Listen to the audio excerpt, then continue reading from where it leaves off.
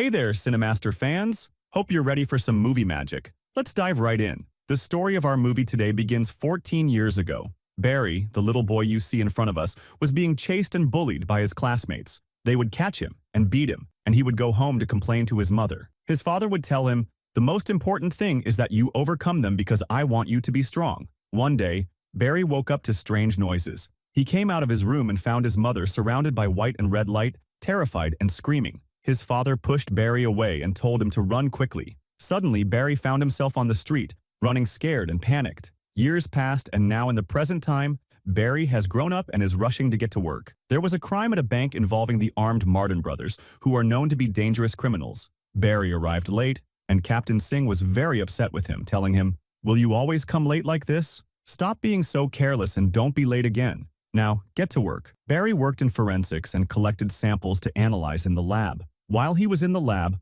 Iris, who was Barry's friend, and the daughter of Officer Joe, who raised him, came in. Officer Joe also entered, and Barry told him that the samples he collected were animal waste, and that there were 4 nearby farms where the Martin brothers were likely hiding. Iris asked her father for permission to go with Barry to Star Labs. Joe agreed, and Barry and Iris went to Star Labs, where they met Dr. Harrison Wells, the owner, who told them about an invention he made that would revolutionize the future. While Barry and Iris were standing there, someone snatched Iris's bag, and Barry quickly ran after the thief. However, the thief hit Barry hard with the bag, knocking him to the ground, telling him, "Don't mess with me." As the thief tried to escape, a police officer arrived and arrested him, warning him not to move or he would be shot. At the station, Iris asked Barry about the officer, and he told her his name was Eddie. She commented on how handsome Eddie was, and Barry jokingly told her to stop teasing. Meanwhile, Officer Joe and his colleague were searching a farm and found the Martin brothers, who started shooting at them.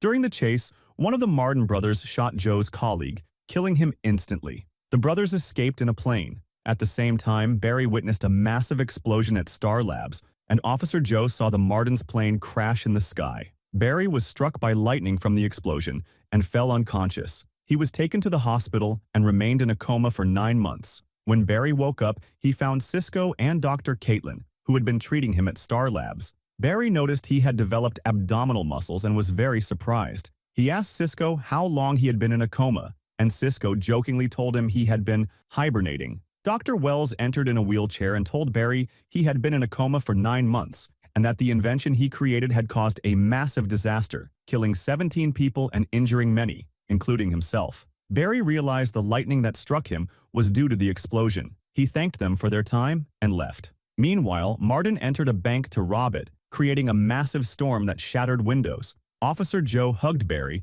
and welcomed him back, asking if he was okay. Barry assured him he was fine. Joe received a report about the bank robbery, but told Barry to rest and not worry about work. While Barry was at the station, a criminal grabbed a gun from an officer and tried to escape. Barry quickly intervened, using his newfound speed to stop the criminal and return the gun. Barry began to notice his speed was uncontrollable, and he accidentally crashed into a car window due to his velocity. He decided to go to Star Labs for help, where they conducted tests to measure his speed. During one of the tests, Barry remembered the incident from his childhood when his mother was killed, and his father was accused of her murder. He crashed into water barrels, causing severe injuries, but Dr. Caitlin told him his fractures healed in just 3 hours, which amazed Barry. Meanwhile, Iris started dating Eddie, and Barry saw them together, feeling heartbroken. Iris asked Barry not to tell her father about their relationship, and Barry promised he wouldn't. While a police car was chasing a criminal, it almost hit Iris, but Barry saved her in the nick of time using his speed. He then chased the criminal's car, managing to stop it. The criminal turned out to be Martin, who created another massive storm and disappeared. Barry narrowly escaped before the car exploded. He told Officer Joe about Martin controlling the storm, but Joe dismissed it as a hallucination, saying Martin had died in the plane crash. Barry went to Dr. Wells and told him he found someone with powers, like his. Dr. Wells explained that the explosion had affected multiple areas, creating many superhumans like Barry. He advised Barry to leave the criminals to the police and not think of himself as a superhero. Feeling upset, Barry ran at full speed, remembering his father being arrested. He met Oliver, who had special abilities and liked helping people. Oliver encouraged Barry to do good and help others, naming him the Flash. Barry decided to embrace his powers and help people, asking Caitlin and Cisco to join him in his mission to capture criminals.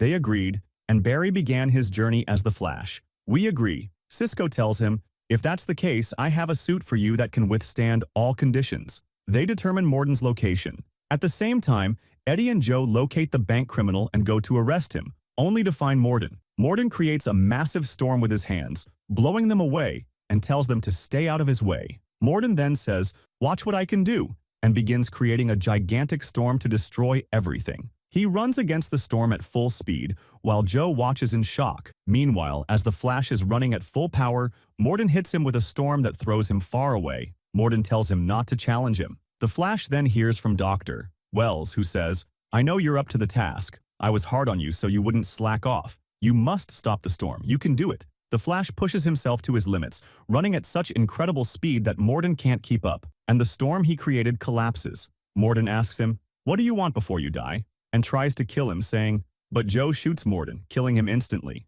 Joe apologizes to Barry for not believing him. Barry visits his father in prison, telling him, "You're the greatest dad in the world. I know you didn't kill Mom. I'll always stand by you and support you until you're free." The Flash continues helping people and saving lives. Dr. Wells enters a secret room, revealing that he has been deceiving everyone. He's not paralyzed and can stand on his own. A shocking revelation emerges. The Flash will disappear in the year 2024. Events unfold, and a massive fire breaks out in a building. The paramedics are still 3 minutes away, which is too long, as people are trapped inside. The Flash rushes to the burning building at incredible speed, rescuing everyone inside one by one and ensuring their safety. Joe calls Barry, telling him to hurry up because he's late for work, and Captain Singh is upset with him. Barry changes into his work clothes at a clothing store, forgetting to remove the tags. Captain Singh sees him and asks, "Were you out shopping instead of working?" Barry jokingly replies, "I keep the tags so the clothes don't lose their value." Meanwhile, security footage shows a masked man committing an armed robbery. Barry notes that the footprints at the scene are identical in size and pattern. While Barry is in the lab, Iris visits him and says, "Forget about work, let's go out." She invites him to the Man of the Year ceremony honoring Dr. Stagg. Barry agrees. Dr. Stagg, a specialist in organ transplants, is attacked during the event by a group of masked men, demanding everyone hand over their valuables. A security guard tries to stop them, but is nearly killed until Barry intervenes at the last moment, saving him. Barry chases after the masked men, but suddenly collapses. Iris revives him, and he is examined at Star Labs, where Cisco explains that his collapse was due to poor nutrition and that he needs to eat properly. Meanwhile, Joe discovers Barry's investigation into his mother's murder and a t-shirt labeled Star Labs, realizing Barry works there. Joe goes to Star Labs and confronts Barry, telling him, "I don't want to lose you. A stray bullet could hit you, and you're not bulletproof." He warns Dr. Wells, "I'll hold you responsible if anything happens to him." The story continues with a man named Black trying to meet Dr. Stagg. When Stagg's bodyguard refuses him entry, Black attacks him, creating duplicates of himself and overpowering the guard. Joe warns Stagg that he is a target and needs better security. Black and his duplicates later attack Dr. Stagg, nearly killing him. But Joe saves him at the last moment. Barry, as the Flash, rushes to rescue Joe, who is surrounded by Black's duplicates. The Flash manages to save Joe, taking his weapons away and getting him to safety. The Flash confronts Black, telling him to stop his actions, but Black mocks him. Black creates more duplicates, overwhelming the Flash and beating him severely. The Flash barely escapes using his speed. Dr. Wells explains that Black was a scientist working on cloning who was exposed to dangerous radiation. Dr. Stagg stole his research, claiming it as his own, and Black is seeking revenge. Barry doubts his ability to stop Black, but Joe encourages him, saying, "The police can't handle Black. We need you to tee down." Black kills Stagg's guards and corners Stagg, ready to kill him, saying, "You won't escape me this time." The Flash arrives just in time, saving Stagg. Black asks the Flash,